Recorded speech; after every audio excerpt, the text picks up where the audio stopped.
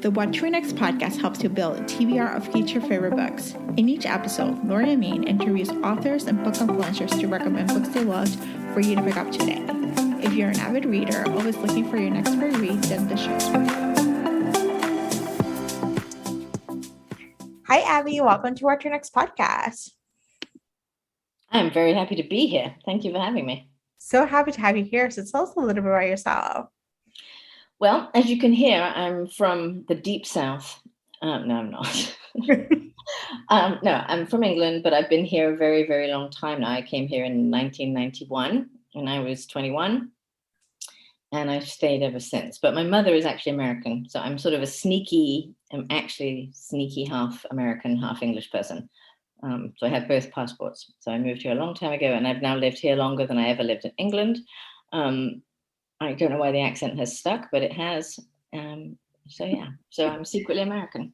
You're secretly an American. Yeah. So what led you to move to the States? Was there, Well, when I moved in 91, I had just gotten out of college, and the recession that had already passed here and was just hitting London. So it just seemed like it was easier for me to move to New York and get a job than it was to stay and try and find a job in London. And as I had the passport, because I have dual citizenship, I just thought, why not? And I had a friend in New York, and so I just came. So I gotta have the question, because I'm a former New Yorker. What part of New York were you? Upper West Side. Upper West Side. Oh, yeah. I love this. Yeah. I lived all over. I lived in Tudor City when I first moved there, which is this really teeny tiny micro neighborhood, right, by the United Nations. But I didn't know any better. And it was the smallest apartment I've ever seen in my life. Mm-hmm. And it was great, though.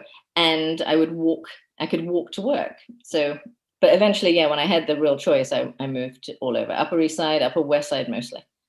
I love this. Yeah, I ended up in Jersey City for 12 years in the waterfront. Like, just I had a view to the Statue of Liberty. It's like this random, beautiful, random place that you just happen to live. But yeah. New York is I love New York. Yeah, for sure. Yeah. What about Adult Assembly Required? Tell us a little about the elevator pitch. Adult Assembly is about, which I also just call Adult Assembly, even though it is Adult Assembly Required. So okay. Anyway, the thing about Adult Assembly, it's about this girl who leaves New York, actually. She's a born and raised New Yorker. Mm-hmm. And she's had some mild trauma, and so her parents are really sort of getting on her tits. And so she's like, I'm going to start over. I'm going to move to Los Angeles. I'm going to go to grad school. I'm going to do something that my parents don't really approve of, but which I really want to do.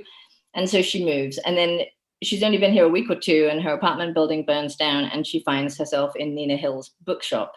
And Nina and Polly take her under their wing. So that's how it starts out, at least. And it's all shenanigans from there, of course. So did you expect to write a follow-up book for after Nina, or was Nina just going to be a standalone and you just realized, there's more to tell about this world that you're creating, Well, the thing is, as you probably know, the characters from my first book show up in the second book. Characters from the first two show up in the third. And now Nina is showing up, they're all showing up in the fifth. I just like writing about the neighborhood that I live in. And so all of these people sort of run into each other. Mm-hmm. But so it wasn't really so much a follow-up to Nina as it is, although she's in it quite a lot, actually. But it's all just the same community. Mm-hmm. It's the same group of friends. They all know each other. And so it's really about how Laura sort of, settles in with the group. And it was also fun to write Nina from the outside, right? Yeah. Because the Nina Hill book it's not written in her head, but it's a lot in her head, right? It's not first person, but it's super Nina centric. And so it was nice to write about how someone else might perceive her, right? Because, she's sort of a hero of her own book, but she's kind of a pain in the ass if you think about it. But she kind of is. And so Laura's a little bit like, dude, this chick is nuts. Which of course she is. But so that was fun, just to see a different side of Nina. I love this. Yeah. And so what was your journey to publication? Where, how do you end up, get your first book deal? A lot of luck, of course, which is sadly always the case. although, so also it's kind of my family business. My mum is a writer. My grandfather was a writer. So it's sort of like, it's sort of what you see, right? So I always thought that was what mothers did, is that they had kids and then they went into a room to get a moment's peace and, you know, smoked cigarettes and wrote books. It seemed like a perfectly reasonable thing to do. So I started doing that, and I wrote a couple of books. I worked in advertising, so that was my career. So I was an advertising copywriter and then a creative director. And so I was always writing for a living. And it's an excellent practice. It's really good. Advertising is a great career to go into if you want to write fiction. You're writing fiction most of the time. And then secondly, your work is constantly being rejected and criticized and torn apart for no reason. And so you get really, really blasé about it. And then when you finally start sending out your own work and it gets rejected, you're sort of like, okay. And you just keep going, you know. So I kept writing books, and the first one was crap, and the second one was slightly less crap. And then the third one was Garden of Small Beginnings. And that one took quite a long time to write because I had three little tiny kids at the time. And in the meantime, I wrote a book for a celebrity. I ghost wrote a novel, and that was how I got my first agent. So from there, I had an agent, and so then it was easier to send my own work to her. So that's the luck of it, was that I got hired to write a book for someone else. So how is the writing? I'm always curious about ghostwriting with celebrities. Like, you know, the process, you don't need to tell the specifics, but the process of that, you know, do you meet with the celebrity a couple times? Like, how do you craft their voice and create their world? Well, this was an unusual situation. So I'm not really speaking for general ghostwriters. I have a friend who's a real serious ghostwriter who actually works with celebrities or you know, all kinds of different people to tell their story. It's a whole different skill. Yeah. This celebrity was hiring me to write fiction because she wanted to write a novel.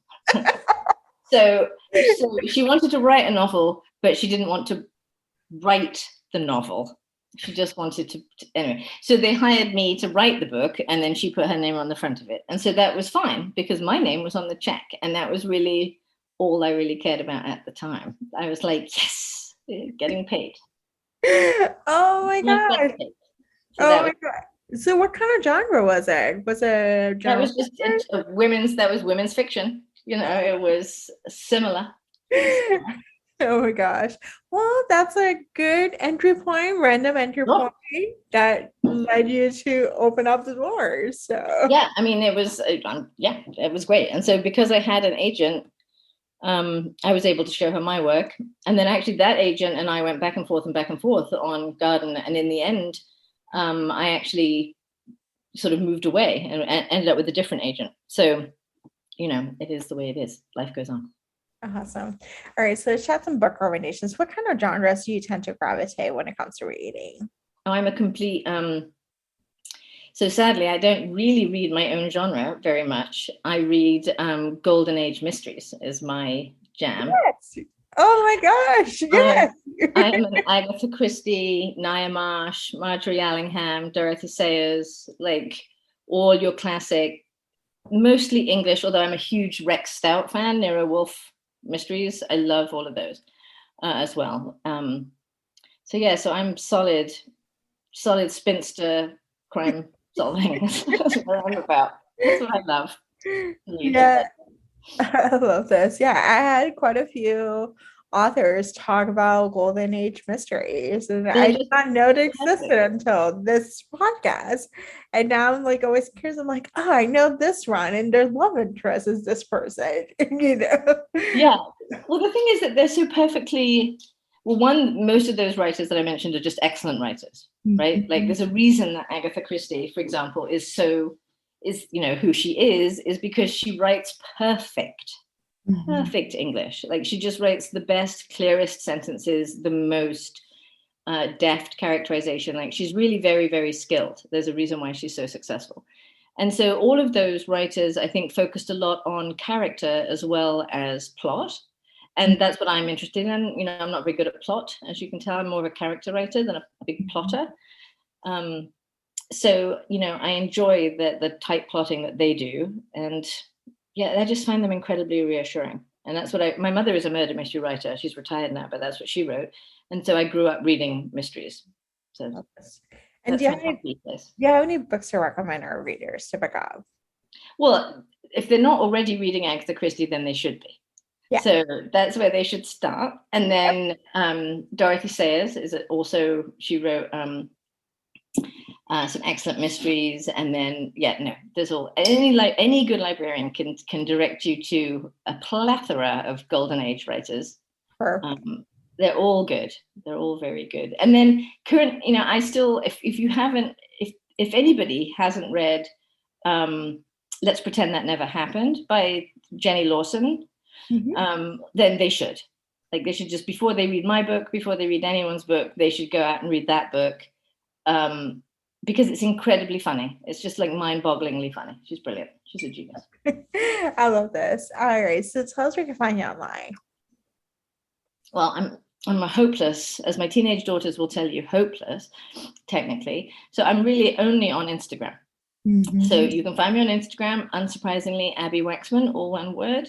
And I'm there every day, and I do check my Instagram, and I do reply to people. And if people want a signed bookplate, they could just send me an email. I'll send them a signed bookplate, all through Instagram. I don't do Twitter or Facebook. It's okay. Yeah. It's so good. So thank you, Abbi. TikTok. I don't do TikTok either, because if I get on TikTok, the whole platform is going to go down instantly. That's going to be the end of it. So I promised my children I wouldn't ever get it. It's so much. It is okay. So thank you, Abbi, for being in the show. Oh, it's really my pleasure. Thank you so much for inviting me. If you enjoyed this podcast, feel free to share with friends, subscribe, rate, and review the show. This is the easiest way to support this podcast. For a list of books mentioned and other romance recommendations, please visit whattoreadnextblog.com. The What to Read Next podcast is part of the Frolic Podcast Network. Please visit frolic.media/podcast to discover new shows to tune in. Thank you so much for listening. Have a great day.